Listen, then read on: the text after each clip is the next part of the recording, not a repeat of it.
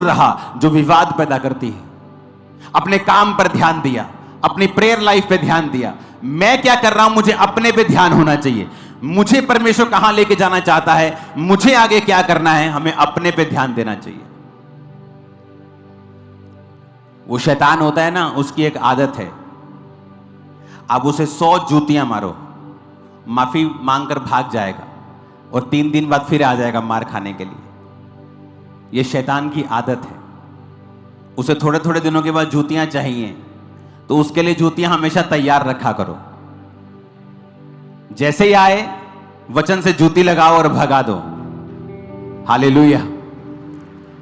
Bible कहती है, आप हीलिंग के विषय में भी देखेंगे ना, आपको कोई हीलिंग होती, शैतान उसी बीमारी को वापस करने की कोशिश करते हैं। आप कभी जो हीलिंग से गुजरते हैं, आप उनको पूछ के देखना।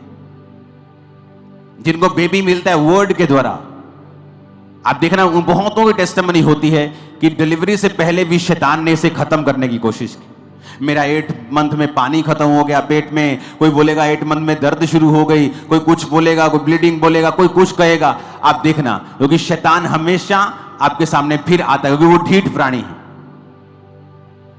और उसको हमेशा वही लोग हरा पाएंगे जो वचन के पक्के हैं।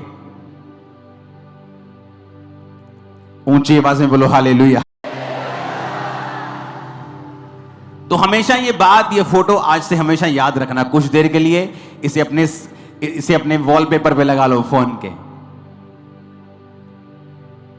कि जो कछुए हैं वो भी गलत नहीं कह रहे हैं।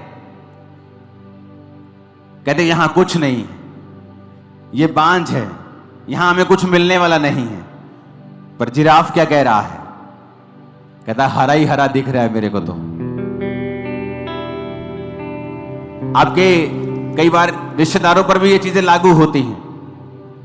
आप जब आत्मा में बढ़ जाते हैं, आपको दिखता है कि परमेश्वर मुझे क्या देने जा रहा है।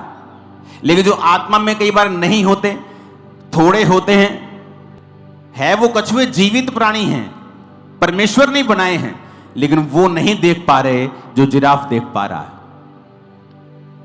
कई बार आपके रिश्तेदार नहीं देख पाते, आपको सलाहें देने शुरू कर देते हैं परमेश्वर के बारे में, चर्चिस के बारे में, क्रिश्चियनिटी के बारे में, क्योंकि वो वहां से रिपोर्ट कर रहे हैं जहां तक वो देख पा रहे हैं। इसलिए वचन में लिखा है कि मेरा राज्य एक ऐसे व्यापारी के समान है जिसने एक मोती देखा और अपना सब कुछ बेच के वो मोती मोल ले लिया। लोगों के हिसाब से तो वो व्यापारी मूर्ख है, क्योंकि ऐसा कैसे हो सकता है कि तू सब कुछ बेच दे, घर बेच दे, खेत बेच दे, सोना चांदी सब बेच के एक मोती मोल ले ले। ऐसा इस मोती में क्या है कि तू घर से किराए पे